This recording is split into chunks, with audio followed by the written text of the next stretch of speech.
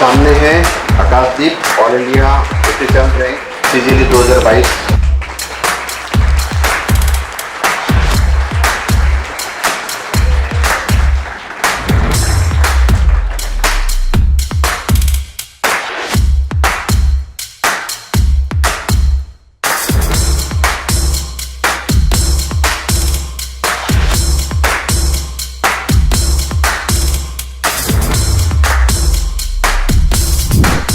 राजस्थान गांधीनगर से।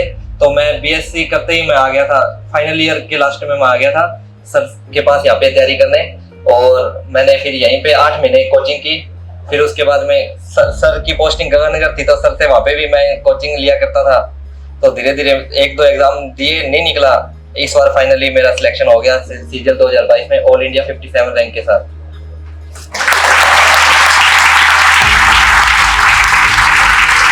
खुद की जॉब भी होती है साथ में, लेकिन मैंने वो दिन देखे हैं कि यार रात के जब मैं पहले जयपुर था और जयपुर पढ़ाता था तो सुबह सुबह तो यार सारे दिन ड्यूटी भी है, सारी चीज़ें भी हैं, लेकिन रात को हमारी क्लास फिक्स लगती थी। 18-20 बच्चे होते थे, 10 से 2। आप जैसे पढ़ाई कर रहे हो सकता है आपके अपने अपने तरीके हो पढ़ाई करने में। दिन में कभी नहीं पढ़ता क्योंकि दिन में ड्यूटी करनी होती थी, लेकिन 10 से 2 हमेशा पढ़ते थे हम। और उन 18-20 बच्चों में कोई सा ऐसा अगर 10 बजे की जगह 10:15 आ गया तो उसे एंट्री नहीं है। इतने सख्त डिसिप्लिन थे। और उतने सख्त डिसिप्लिन में मतलब वो है कि आपको नोट्स बना के लाने हैं। जैसे अपने स्कूल में होते हैं ना, कॉपी बना, मैं आपको कई बार कहता हूँ कि यार कॉपी बना के रखो।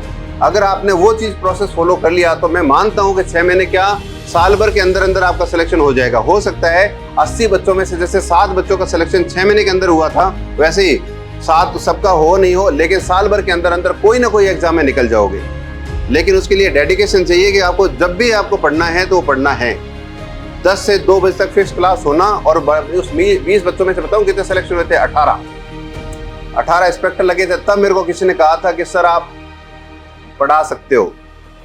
2011, 2012, 2013, 2014 लगातार फ्री पढ़ाता था, कभी पैसे नहीं लिए। और घर पे अगर मान लो से कोई जोधपुर में मेरे पास बच्चा पढ़ने आ रहा है तो उसके लिए कोई फीस नहीं होती। 3, 4, 5, 6 बच्चों को वहाँ पे भी पढ़ाता हूँ।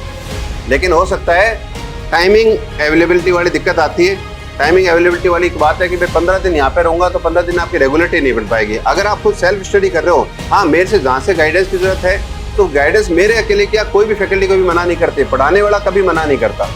लेकिन मेन चीज़ है आपको रेस्पेक्ट, वो अदब आपके पास होनी चाहिए कि यार इस आदमी से ले लूँ जितना ले सकता हूँ। और लिया जब जाता है, जब हमेशा झुका जाता है। फ्लो हमेशा चाहे कोई सा भी हो, साइंस पढ़ा ही रहे हैं सर, हाई से लो पे ही जाएगा, तो आपको हमेशा झुक कर ही लेना पड़ेगा। तो रेस्पेक्ट प्रॉपर करो चीज़ों की, टीचर्स की, पेरेंट्स की, जो भी आपके गाइड हैं, जो भी आपके मेंटर हैं। अगर आप उनकी रेस्पेक्ट करोगे तो अपने आप जो आशीष मिलता है ना, जो आपको जो ब्लेसिंग्स मिलती हैं, वो अपने आप में आपको कहीं ना कहीं ऐसी जगह बाय लक आपकी चीज़ें बढ़ा देंगी।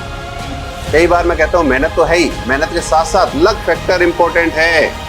आपने जो सुबह पढ़ के गए थे, हो सकता है अखबार में पढ़ के गए, वही करंट अफेयर्स में आ जाते हैं। ऐसे मैं ये नहीं कहता हर किसी के साथ आते हैं, आ जाते हैं। मैंने ऐसे किस्से सुने, बच्चा कहता है कि सर आज ही तो पढ़ के गया था, आज ही आ गया। तो वही बताते हैं, उन्हीं के ब्याह पर अपन बात करते हैं आगे।